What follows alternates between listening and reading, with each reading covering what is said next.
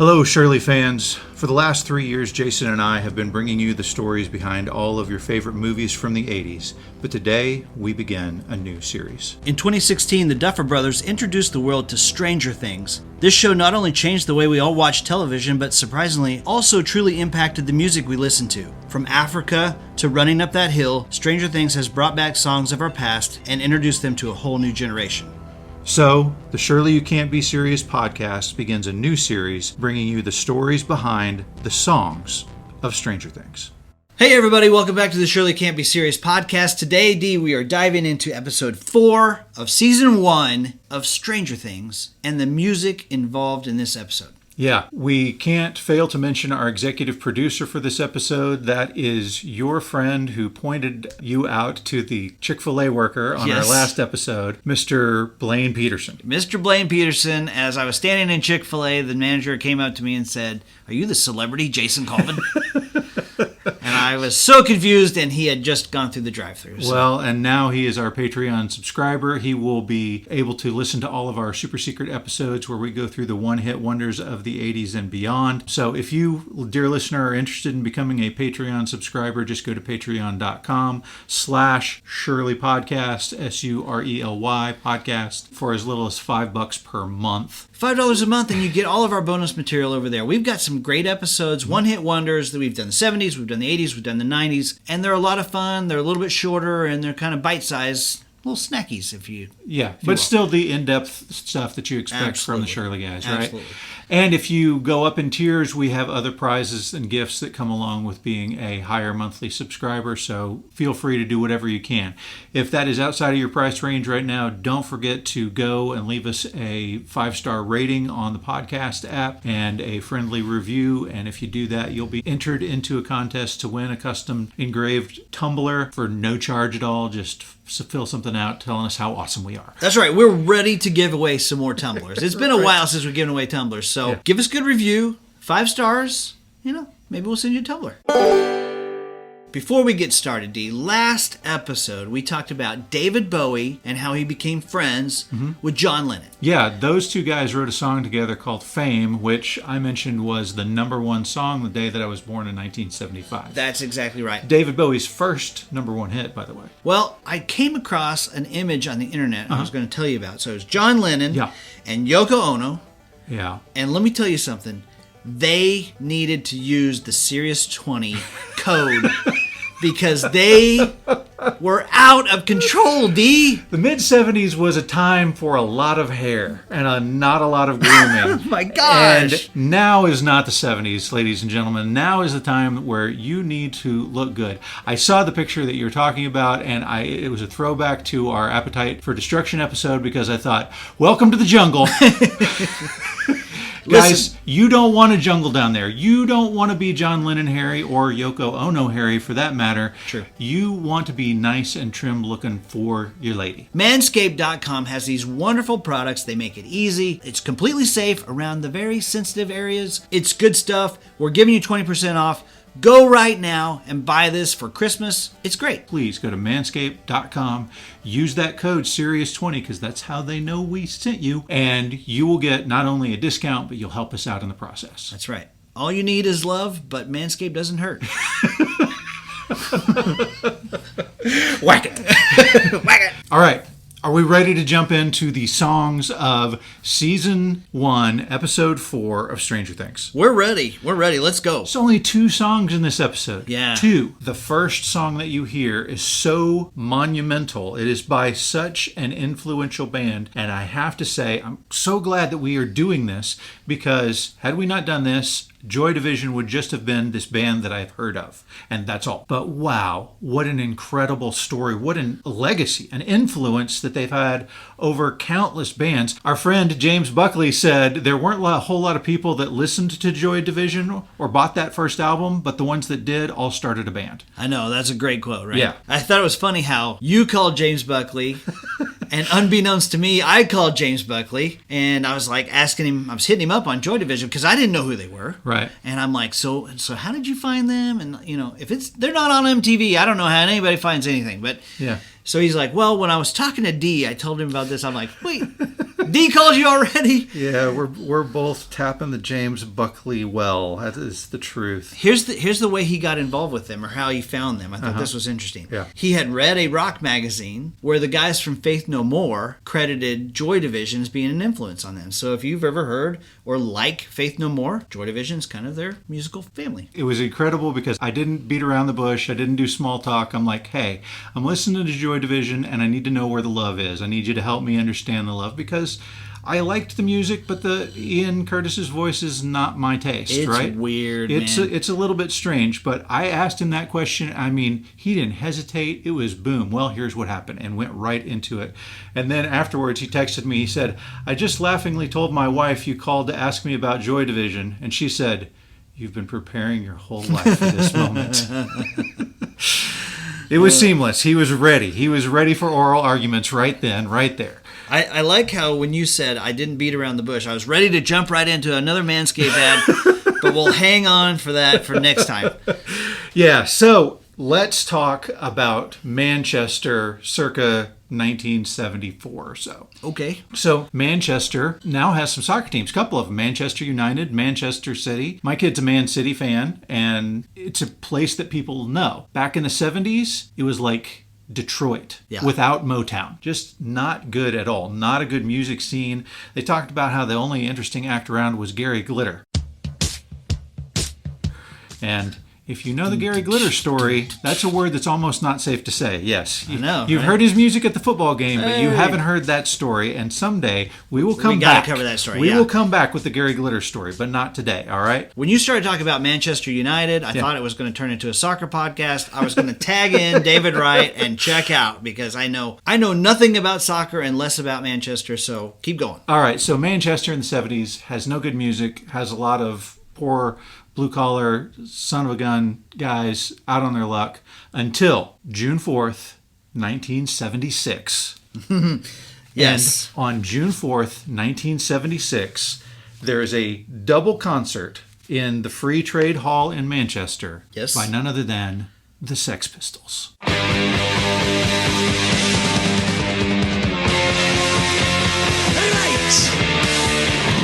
The punk band of all punk bands of the 70s. I mean, the trendsetters, the torch carriers, whatever you want to call them, these guys were there. And it's kind of like the Joy Division album. Like, not a whole lot of people were there, but everybody that was there started a band. Yeah, we talked on our 90 Days in the 90s about concerts that we'd like to time travel and go see. Yeah. This apparently was such a huge concert. People who saw it created a band that changed the world. you Well, know? here's kind of the impression that I got is that, if you're listening to Deep Purple or Led Zeppelin back in that day, you're like, whew, those guys are incredible. I can't do that. Right. But if you go watch the Sex Pistols and you're a 17-year-old kid, you're like, I could do that. Right. And these guys they're a huge bill. The crowd is going crazy for these guys. And so there were a ton of guys in the audience that thought, I can do this. We can form a band. I can find people and we can form a band. And also in the audience was this reporter named Tony Wilson. Okay. And Tony was from Manchester. He had gone to Cambridge and was an educated guy, but he was into sex, drugs, and rock and roll, but he was kind of the yuppie guy for that scene. And so he was on, he had these little news bits that he's on that was kind of like kamikaze articles. Like it would show him hang gliding, throwback to our first episode. Yes. Him hang gliding. And fortunately, he wasn't on a tall cliff, but he was in front of a barbed wire fence. And so he immediately went to the barbed wire fence, did an interview on like some karate people, and immediately was taken down to the mat, like, hi, I'm and there it is. He's down. I like guys like that. Yeah, he was a lot of fun, but he was one of the guys who was at that Sex Pistols concert in 76. So some of the other guys that were there, Ian Curtis, Bernard Sumner, and Peter Hook. By the way, Yeah. before you go any further, Yeah. Peter Hook, I'm like, if Peter Pan and Captain Hook had a child, they would name it Peter Hook. Yes. Thank you. Thank you for being here for all of our preschool listeners. We can keep on. Spiking the football. Peter That Hook. is a great name. It is It's a a great Disney name. name. It's a very memorable name. Peter Hook. Keep going. So Tony Wilson decides he's going to form a record label. He enlists some help from some other people, and they put together this record label called The Factory, right? By this time, these guys who have seen the Sex Pistols play have put together their own bands, and by now we're going to have this big contest in Manchester to figure out who's the best of these bands. And it's like 17 different bands. Okay. And the last band to be slated in this contest was the Negatives. And the guys from Joy Division were upset. They were like, we were supposed to be the last act, not these guys, because the last act is really kind of a key spot in a competition. You want to be the finale, right? Okay. And so they start arguing with the guys from the Negatives. They're arguing with the staff. They're saying, we're supposed to be last, not these guys. And at some point, finally, like Ian Curtis is this very mild-mannered, artsy kind of guy, right? But he's not small. Okay. Like he's you look at him, he's definitely a head taller than the rest of the guys in the band. Apparently, he kicked down the door to the Negatives dressing room and said, "We're playing last, or I'm gonna cut your effing head off."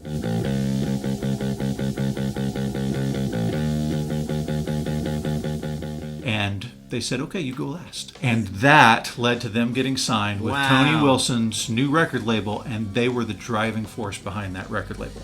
That's interesting. Their original name was Warsaw. It's a throwback to David Bowie's song Warsaw. Throwback to David Bowie that we covered on our last episode. He's going to come up again. And it's not in a good way, but just put a pin in that. Put a pin in David Bowie. But yes, they were highly influenced by David Bowie, and they were not what you would call punk. They were inspired by the punk, but these guys had moved into an area of music that later on we would dub it post-punk.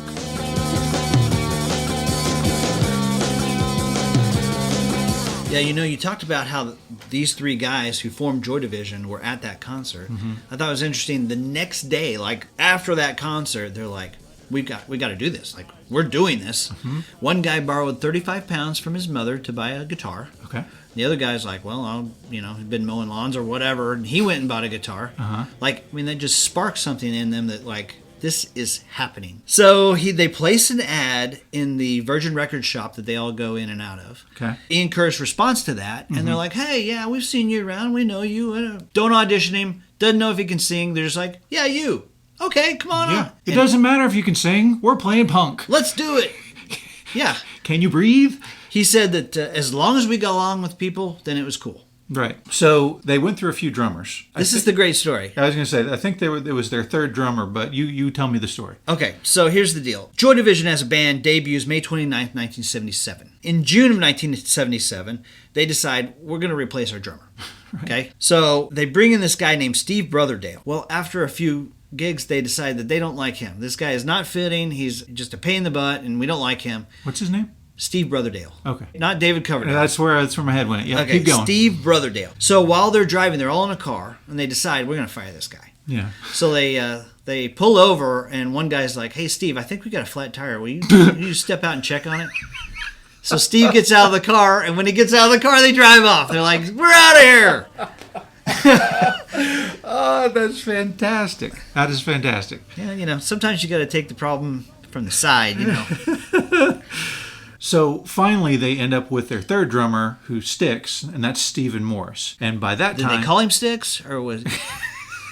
Because that's a great nickname Probably. For a drummer. It's perfect. It's perfect, really. Anyway, Stephen Morris sticks, but the band name doesn't. They got to get rid of Warsaw. Right. And so they go with a different name. Joy Division. Very happy-sounding name. It's happy-sounding, yeah. Yeah. So they get this from a 1955 novel called House of Dolls. And Joy Division refers to this special section of prostitutes or prisoners from the Auschwitz war camp in Nazi Germany, where the Nazi soldiers would go to have a good time. So they would keep woman prisoners on the side as the quote-unquote Joy Division.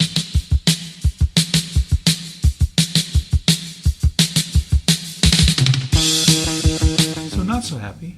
No, not so happy. Basically, sex slaves for the soldiers, and they would also use these women for favored prisoners. Wow. Horrible. Yeah. Joy Division. Okay, so that's less happy. Yeah. It's a good punk name, right? Yeah, it's Nirvana, right? Right. It's not Butthole Surfers. It's not Nirvana, that's the a good Buzzcocks. comparison. I mean, it's something that you hear and it sounds nice, but then when you find out the history, you're like, ooh, this is unpleasant. So January 25th, 1978, Joy Division plays its first gig. Mm-hmm. And they sort of, work their way around. They begin their climb. Yeah. When 1979 rolls around, they record their very first album. Yeah, so this is huge because this is Tony Wilson's concept, The Factory. And I say concept because it started out as actually a club, and then ultimately that transitioned into a record label. And it was kind of neat how he did stuff. Like the contract that he signed with the Joy Division guys, he signed in his own blood. Like, what? No kidding. Because it was like on a napkin. And basically the idea was, I'm not, as the record label guy, I'm not going to own your music. I'm not going to influence your music. That is your call. Wow. You are the one who is in charge of that. I'm not going to own it.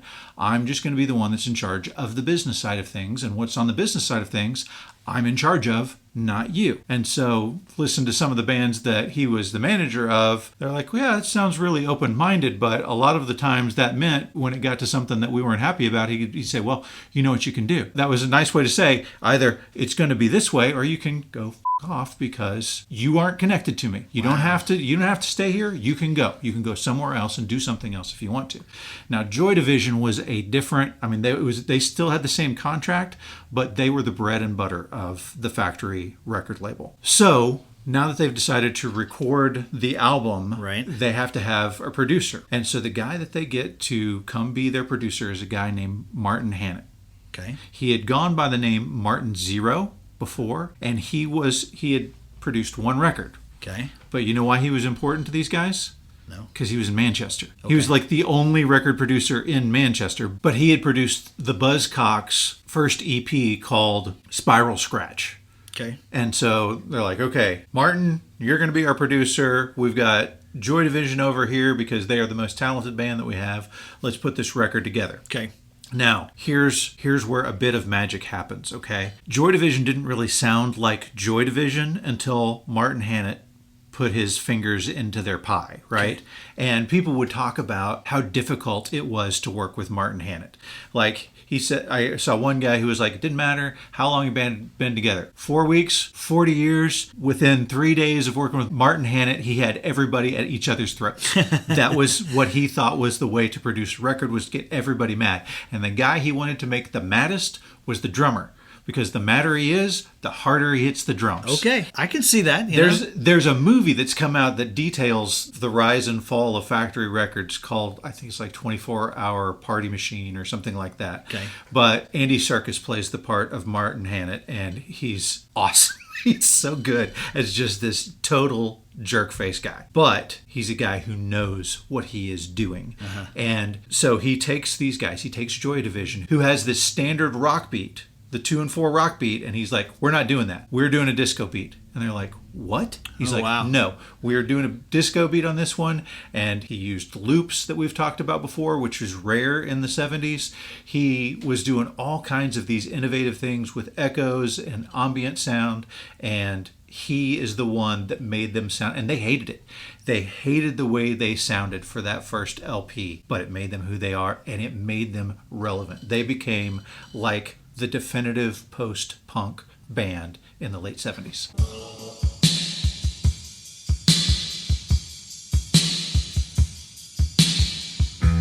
It's incredible. It's incredible. So he treated it like he owned the Factory and the band members were the drones, right? Right.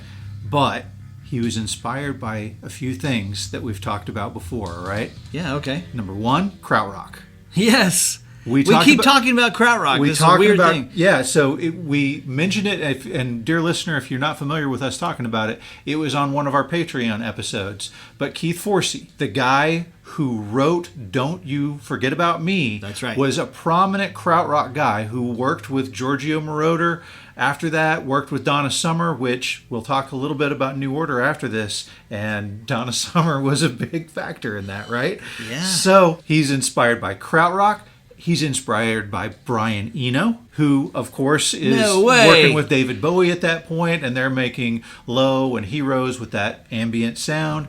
And then Key, his idol that we talked about on our Dirty Dancing episode, Mr. Phil Spector. Oh, yeah, that all makes sense. He totally wanted to be the Phil Spector of the post-punk scene.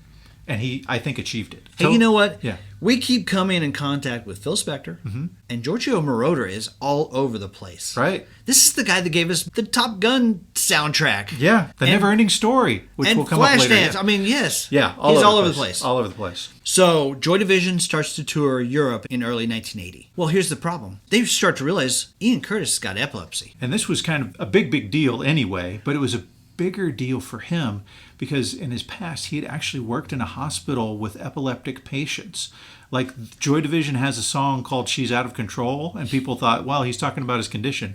No, he was actually talking about a female patient at the place that he worked who he had seen go into these epileptic fits, and now he's getting the news, hey, you have this and you can't be around loud music, you can't do drugs, you can't stay up late, you can't drink. Yeah. The doctor's like, oh, by the way, what do you do? And he's like, oh, I'm a librarian. Yeah. Oh, wow. Because you can't, What do you say to that? Right. I'm a rock musician who, we crank it up and have lights everywhere. Right. In fact, he had special conditions, like they couldn't shoot the lights at him. Yeah. Or he'd have a seizure. Yeah, no, they literally, like, guys, the background crew turned on the strobes at one point during one of their concerts, and I mean, he flat out fell backwards into the drums. Yeah, he did. He had 2 grand mal seizures in early 1980. Yeah. And we actually talked about the grand mal seizure that Tina Marie experienced during the Top Gun episode. And a grand mal seizure, if you don't know, that's like laying on the ground shaking. You have no sort of awareness, can't do anything, Right.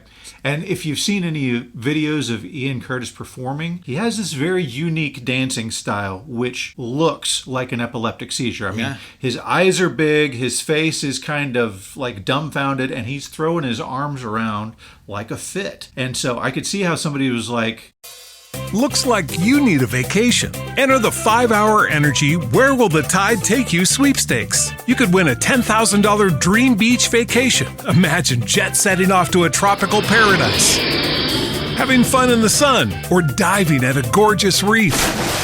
It's up to you. No purchase necessary. Go to 5HETide.com for official rules and to enter. That's 5HETide.com. Enter today. Ends June 30th, 2024. oh, it's just his way of dancing when he's having these seizures. He would have seizures on stage and people think, look at him, man, he's really passionate, he's really into it. Right. No. It's crazy. Yeah. So anyway, he, the lack of sleep, the long hours, the seizures on stage, it was embarrassing. Yeah. He was embarrassed and ashamed. And he had also at this point fallen in love with this Belgian journalist named Anika Noré. And she actually later on went and formed the Belgian arm of the factory. So that's kind of a weird coincidence. Okay. But he had developed deep feelings for her. She would later on say it was all platonic. I guess we should say he was married at the time. Yeah. To a different woman. His wife did not believe it was platonic. Let's back up just a second. He got married at 19, worked for the government, had a boring life. Yeah. He and his wife, struggled to make it. Yeah. And then on the side, he's a punk rocker. Right. He aspired to be a musician. Yeah. And then when he finally achieves it, falls in love with another woman, but he doesn't want to give up his wife and feels guilty. And I don't want to give up my girlfriend. I don't want to give up my wife. I kind of want to have both. And yeah. And she files for divorce and she gives him an ultimatum and says, you cannot have any more contact with her. If you have more contact with her, we're done. And that's it.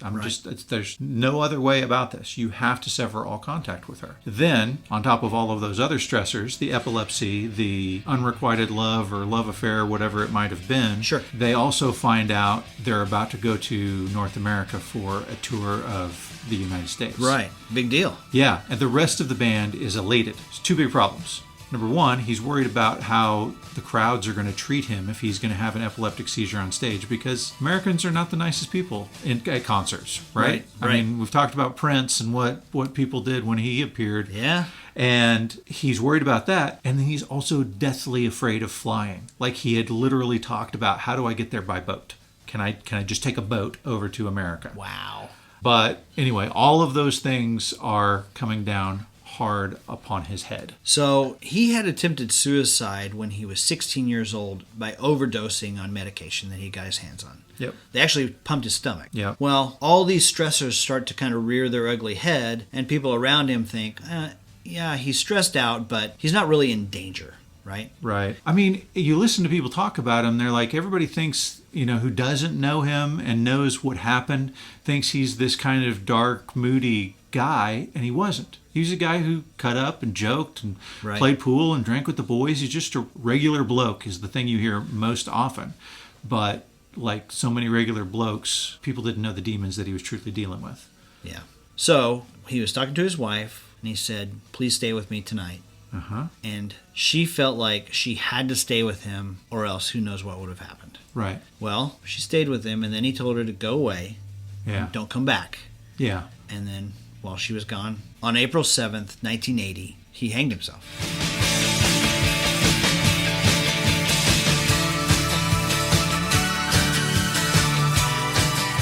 Yeah, early morning hours. So, according to Tony Wilson, before he did this, he did two things. He watched a movie and he listened to an album. The movie he watched is a movie called Strozek. Okay? Okay. It's by Werner Herzog.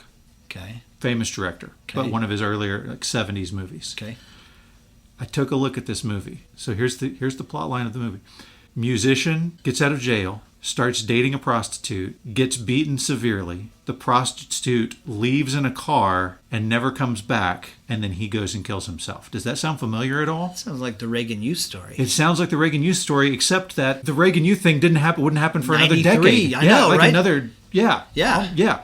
So I was like, oh my gosh. Wow. And I was just like, whoa, this is nuts. Then the album that he listened to, we talked about in our last episode. It was the one that David Bowie produced for Iggy Pop called The Idiot. But you think, okay, so weird coincidence, sure. Right. The album The Idiot got its title from a Russian novel. It's about an epileptic prince, and there's an attempted suicide. What? In the book. Get out of town, man. Where are you going to get that information? I don't know what the deal is with the songs that they're picking for Stranger Things. Right. But why is it that suicide seems to run a thread through all of them? That's just, it's weird. It's crazy. It is very, very weird. This season alone, just on this series, we've talked about murder, we've talked about suicide, we've talked about kidnapping. Hang glider accidents. Hang glider accidents. Two of them. Two hang glider accidents. I know, right? And Christmas songs. Yeah, and Christmas songs, right. Hey, we got blocked on Facebook because we were talking about these things. Yeah, we're like, hey, we're going to talk about suicide and murder and drugs, LSD. And they're like, nope. The Zuckerbergs shut us down. Yeah, they did. Hard. We went to Facebook jail over this. Stranger Things, it's not us, all right? Blame Nora Felder. Exactly. Okay, so he commits suicide literally, they're supposed to fly out the next day. The next day. And so their world is coming to a crashing halt. Their lead singer is dead. They have to go to North America to tour. How are they going to do it? Right. Are you really going to start a new band? Yes. Yes, you are. Yes, you are.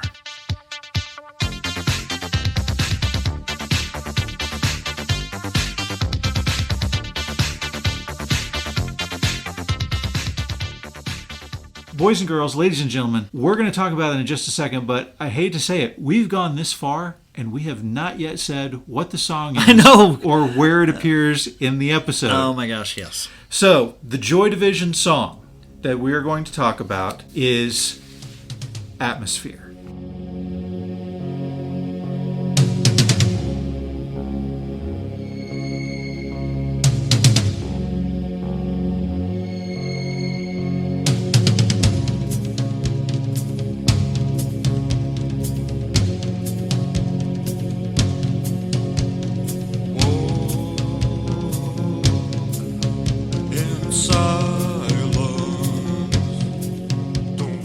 Atmosphere was not on one of their two albums that the band released. Yeah. It came out as a single after Unknown Pleasures, but before Closer. Okay. And it came out exactly 2 months before Ian Curtis hanged himself. Interesting. March 18th. Now, obviously, record stores get it earlier than that. Okay. I mentioned in one of our episodes recently that James Buckley pointed out that it would not be the last mention of suicide or John Peel. John Peel played this song for the first time on his show on March 11th, a week before its release, 1980. The next day, he played the B-side, which is Dead Souls. Right. Which is also a fantastic song and one that I will talk about in our next episode a little bit. Okay. If you don't know Dead Souls from Joy Division, if you've seen the movie The Crow, Nine Inch Nails covers that song. It's the scene where Eric Draven is running from rooftop to rooftop, and it's intense and it's awesome, and it's a great cover of that song. It's entrancing. It's beautiful, and I will say now for our listeners the same thing that I said to James when I called them to ask him what the appeal of Joy Division was. I don't really like this guy's voice. Yeah, you and I talked about this, and he's been dead and buried for 42 years now, so yeah, we can kind of discuss it not now. Not too soon. Right. It's interesting. It's deep. It's kind of nasally, but it sounds... It's not my taste. Even though it's not my taste, I find myself singing the song in that Song's voice. Great. Like I'm wandering around throughout my day, and I'll just start singing the lyrics to that song. It's not a pretty voice to listen to, but it does something that hooks you in, and the music is awesome. I love it. It sets the tone. Yeah. So I don't think we mentioned it, but this song comes in at 3 minutes and 52 seconds That's right. into the episode. Right. As you recall, the end of the last episode is when they discovered what appeared to be the body of Will Byers. And this one, the name of this episode is The Body, because it's all this question of, is this really the body, right? Mm-hmm. But the beginning of the episode is obvious, this kind of, like you've been hit in the head, muted, in shock, ambient noise going on for the first nearly 4 minutes as Jim is trying to tell Joyce that they've found Will's body and that she's got to understand that he's really dead, and he understands why she's acting the way she is and believes he's still alive, and he went through the same thing with his daughter, and then he leaves, and that's when this song thumps in. And what a crazy, I don't even understand the meaning of the scene, but she's going out to the shed and she's getting in an axe. Right. And what's going to happen, we don't know, but this music playing in the background of that scene, it intensifies it. It's magnificent.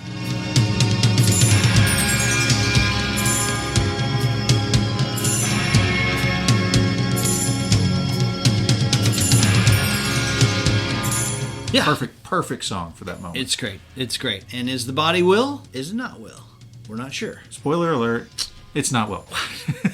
Well, the actor has been in all of the following seasons. I think everybody can guess that one, right? Yes. So we both like the song. Yeah. Not real high on his voice. But still, the music, I'll listen to this. Here's the thing. Yeah. And we're going to just briefly touch on this. Mm-hmm. Once Ian Curtis dies, the rest of the group pulls themselves together and says, I guess we need a new singer. Let's change the name and move on to something else. Yeah. And they become New Order. Yeah. And we will be talking about them on our next episode. Right. So hold that thought till next time. Stick a pin in it. We got some fun stuff for you for New Order. I will just tell you, they did, after his death, which, like I said, it was only 2 months later, they re-released this song, and they changed the B-side from Dead Souls, understandable, sure, to She's Lost Control, which is still, that's the song that everybody's like, did he write this about himself? That's the seizure song, right? Yeah, it's the seizure song. So I can understand why you don't want Dead Souls as your B-side on the 2-month-old single that the guy just killed himself. Right. But why'd they pick... Other than it's also probably a single-worthy song. Right. Yeah. I don't know. Interesting. Short-lived Joy Division, makes a big impact, starts a lot of bands. Yeah. Impacts the 80s, really. Yeah. Okay. Real quick, there is actually a music video for this song. Did you know that? No, I haven't seen it. Yeah, so it's weird. It's very weird. It didn't get released. They filmed it early on, but it didn't get released until this song was re-released back in 1988. And it's bizarre. It's black and white. It's got these hooded, cloaked, very strange video, but it fits the tone of the song. Right. For sure. Okay. So this song reached the top of the UK indie chart in October of 1980, hit the number 2 spot on that same chart when they re-released it in 1988. Okay, Dee, so you mentioned John Peel's BBC radio program. Mm-hmm. Listen to this little nugget. In 2000, the song Atmosphere was voted greatest song of the millennium by his listeners. That's good. They used this song. I talked about the movie that they had made about Tony Wilson, the record label journalist guy, called 24-Hour Party People. They used this song right after the scene where Ian Curtis commits suicide. They used this song at the end of his biopic, which was called Control. And then when Tony Wilson, the real person, actually died, they played it at his funeral. So this, I think for Joy Division fans, this is the one. Top of the list song for sure. Cool. Awesome. All right. That does it for the song that's at the very beginning. There's only one other song in this episode for us to talk about. And that is Color Dreams by The Deep.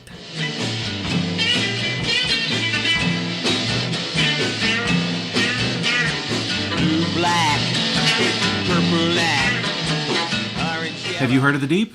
Never. No. And there's a reason for that. This is the only album they made. Right. And they only got together to make the album. They didn't tour as a group. And this song comes in the episode. What was our time signature on that one? Time signature, 34 minutes and 3 seconds. Right. So it's the scene where Hopper is talking to the state trooper who found Will's supposed body. So they're in a bar, they're having a drink. He's questioning the guy, acting like a good guy until he calls him out on the lie. And the guy's like, thanks for running the game, dick. Right. And then the next scene, Hopper is beating the crap out of the guy in the alley to get information from him. And that's when we find out it was a setup. Right. The song that's playing, Color Dreams, you can't hear it. I mean, you can hear a little twinkling of it, but not only are both of the guys talking throughout the scene, but you've got the game playing throughout the scene. So you've got announcing going on, two guys talking, and in the very limited background, you can hear the jukebox playing this song. Now, this song was by The Deep. You got who our founder of The Deep is? Rusty Evans. Rusty Evans. World famous Rusty Evans. Rock star extraordinaire. He's the only guy who really had a career before they made this album. Right. And basically what happened was he was just kind of a folk music guy, like almost rockabilly stuff. Yes. And he says to his buddy Marcus Barkin, Yes. hey, let's go record a psychedelic album. And the guy's like, a what? Right. And so for $1,200, they get some other musicians around and they go to this place to record this album. But it's important in musical history because it is the first album that has the word psychedelic in the title. Okay, so this is a series of bad decisions, in my opinion, okay? So one guy who can play guitar and can sing goes to his buddy and says, hey, let's produce this psychedelic album. Nobody knows what that means yet. It's literally the first album with the word psychedelic in the title. Mm-hmm. And he's like, yeah, it's going to be great. Psychedelic moods, right? Psychedelic moods, that's right. Yeah. So we're going to drive from New York to Philadelphia. We'll write music on the way. We'll figure it out as we go. Yeah. They go $1,200, which that's cheap even for cheap albums back then. Yeah. They spend 4 days on it. One of the session guys they bring in to play the drums, he quits midstream. And it's supposed to be kind of like an LSD trip is the idea of the psychedelic. That's right. album. So I wonder what they used for inspiration for that. Coca-Cola. I mean, just imagine that you're like, okay, we're getting hired for like a 3-day gig. Okay, we got to drop acid and then we play. This sounds like a great idea. Yeah, sure. Well, it worked for people who were doing stuff later on. It did. It's not as though that wasn't unsuccessful. Right. But in this particular instance, it was not successful. They would later go on. I think maybe a couple of the guys played together again. They changed their name. The next album was called Psychedelic Soul with P-S-O-U-L. How funny is that? And it's clever. Yeah. And so they were, again, an unsuccessful album. They were doing stuff that nobody was interested in. And that's probably how this song ended up in the background of a Stranger Things episode. It was cheap. Nobody cared, so you can get it cheap. That's very true, and that's why it's in there. But the producer, Mark Birkin, when they got done with it, he sent it to the publisher for the Beatles. Oh, okay. A guy named Dick James. Yeah. And Dick James is like, yeah, I'll pay you guys to distribute this. And they were like, no way, man. This is going to be a hit. We don't need your help. I mean, I know you're with the Beatles and everything, but we got this. Right. Yeah. What? That's great. This goes along with the decisions to write songs and sleep in the studio and all that stuff. Yeah. Right. Could have been much bigger. Okay. So I told you I had a special little nugget on this one. Yes, I'm ready. You ready? Yes. Okay. So Marcus Barkin, the producer, the guy who Rusty Evans talked into doing this, right? He would go on to be the music supervisor in a show that you know and love. That the first season was directed by Richard Donner, which we talked about in our Lethal Weapon episode. No, stop it. He was the musical director for the Banana Splits Adventure Hour.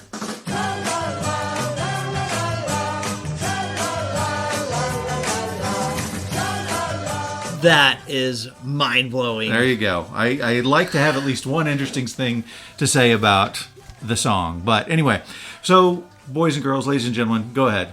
I was just going to say 1 banana, 2 banana, 3 banana, 4. Yeah. I love the banana splits. Yeah, this is a little before my time. You're older than me. I mean, I watched this in my, underoos at my grandma's house. So There's a mental picture I don't need. Incredible Hulk underoos, everyone. Okay, guys, that does it for this episode. We are taking a bit of a break. We got some catching up to do, and we want to do a re-release. This month is the month 2 years ago that we lost dear Eddie Van Halen. So we are bringing you a return of our 3 original episodes on Van Halen and Van Hagar. That will be over the next 3 weeks, and then we will be back with you for more exciting stuff. We haven't done a great job of explaining ourselves because I've had 4 or 5 or 6 people say, "Are you guys going to do like the entire run of Stranger Things?" No. We're just going through season 1. So this is episode 4. Put a cap on this. We'll do 5, 6, 7, and 8. And then we'll be back into our regular rotation for season 4. There you go. How about that? Season 4 of us. Season 4 of us. Not of Stranger Things. Not of Stranger Things. That's right. Because why would we skip 2 and 3? We've been doing this for 3 years, dude. It's crazy. It's awesome. Yep. Love you guys. Thank you so much for the support. We will see you next week. See you guys. Looks like you need a vacation. Enter the 5-Hour Energy Where Will the Tide Take You sweepstakes. You could win a $10,000 dream beach vacation. Imagine jet setting off to a tropical paradise, having fun in the sun, or diving at a gorgeous reef.